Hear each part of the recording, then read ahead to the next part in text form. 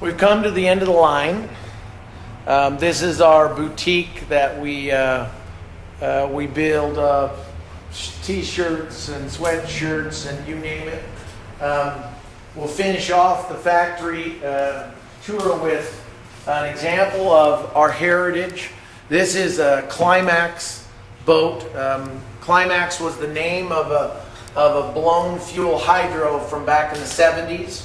It was driven by 4 or 5 different very famous boat drivers. It was one of the first boats to eclipse the 200-mile-per-hour mark. This is not the actual boat. We built this boat as a memorial to the founder of the company, Jack Davidson, and give you a nice example of the way that these kind of boats used to be built. Look at the detail inside this boat and the stringer systems and the way the boat is flowed throughout. By the way, this boat was completely infused in a closed molded system, and we refabricated or refurbished the mold and built this, painted it, and built it as a memorial to Jack Davidson soon after he passed away in 2001.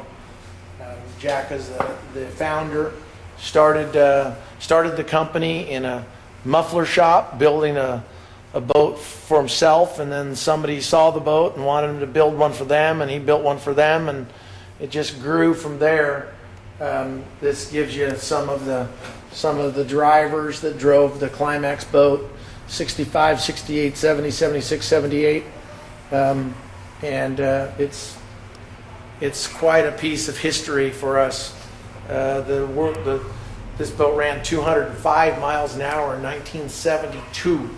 In 1972, 200 miles an hour was huge in the drag boat business. And at one time, Sanger Boats owned, probably just about every drag boat world record there was. And over the last 20 years that we've been building towboats instead of performance boats like this, some of those records have been broken by other companies, but we no longer build boats like this. This is just a piece of history.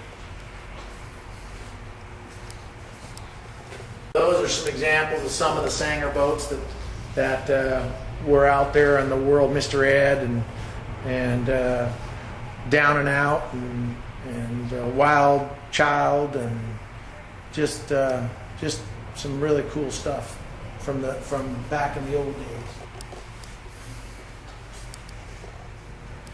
Cool. I want to thank you for coming here to the factory with us here at Sanger Boats in Fresno, California. It's been my pleasure to walk you through, and I hope that we are a consideration when you decide to buy a new boat. Thanks again.